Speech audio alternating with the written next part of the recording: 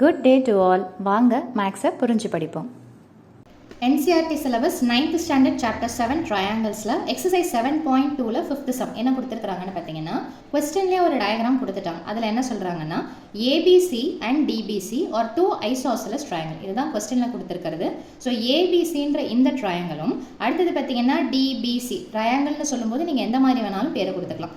இது ரெண்டும் என்னன்னு சொல்லிட்டாங்கன்னு பார்த்தீங்கன்னா isosceles triangle on same base BC, அதாவது இந்த ரெண்டு ட்ரையாங்கிளுக்கும் ஒரு காமனான பேஸ் இருக்குது அப்படின்னு சொல்லிட்டு சொல்றாங்க. ஸோ இப்போ என்ன ப்ரூவ் பண்ணணும்னு பார்த்தீங்கன்னா ஆங்கிள் ABD, ஸோ ABD அப்படின்ற ஆங்கிளும் அதே மாதிரி ACD தனித்தனியாக ரெண்டு ட்ரையாங்கிளை கொடுத்துட்டு சேம் பேஸ் கொடுத்துட்டு இது ஐசோசெலஸ் அது ஐசோசெலஸ்னும் போது இந்த மொத்தமாக ஆங்கிள் ஃபார்ம் பண்ணுறது ஈக்குவல் அப்படின்றத நம்ம ப்ரூவ் பண்ணணும். ஸோ இந்த கொடுத்துருக்கிற டயக்ராமில் நம்ம எக்ஸ்ட்ராவாக என்ன பண்ணணும்னு பார்த்தீங்கன்னா ADன்ற லைனை மட்டும் நம்ம ஜாயின் பண்ணிக்கிறோம். ஓகேங்களா? ஸோ நம்மளோட சொல்யூஷன் அதில் இருந்தால் ஸ்டார்ட் ஆகுது. ஸோ ஜாயின் AD அப்படின்னு சொல்லிட்டு ஃபஸ்ட்டு போட்டுக்கணும். அடுத்தது பார்த்தீங்கன்னா இப்போ இங்கே ஒரு ட்ரையாங்கிள் மாதிரி ஃபார்ம் ஆகுதுங்களா? So in triangle ABD and triangle ACD இதில் நமக்கு என்ன தெரியுது?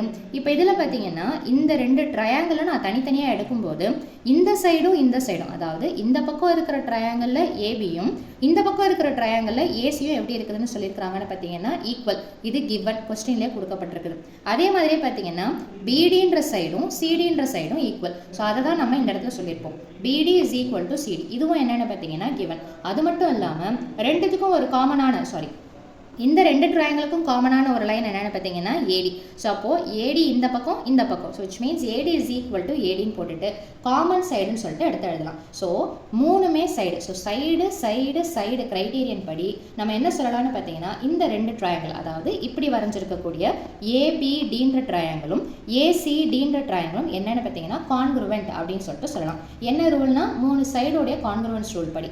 இப்போ ரெண்டு ட்ரையாங்கிள் கான்க்ருவன்ஸ்னு சொல்லும்போது அதை சார்ந்து இருக்கக்கூடிய ஆங்கிள், அதாவது இந்த ட்ரையாங்கிள் இருக்கக்கூடிய ABD அப்படின்ற ஆங்கிளும் இந்த ட்ரையாங்கிள் இருக்கக்கூடிய ACD அப்படின்ற ஆங்கிள், தட் மீன்ஸ் Bன்ற ஆங்கிள் Cன்ற ஆங்கிள் எப்படி இருக்குதுன்னு பார்த்தீங்கன்னா ஈக்குவலாக இருக்குது. என்ன ரீசன்? இந்த ரெண்டு ட்ரையாங்கிள் கான்க்ருவென்ட்லி ஈக்குவல் அப்படின்னும் போது அது கரஸ்பாண்டிங் பார்ட்ஸ் ஆஃப் தி கான்க்ருவென்ட் ட்ரையாங்கிளும் அது சார்ந்து இருக்கக்கூடிய ஆங்கிளும் எப்படி தான் இருக்கும்னு பார்த்தீங்கன்னா ஈக்குவலாக இருக்கும். ஸோ அவ்வளோதான் அந்த சம்மோட சொல்யூஷன்.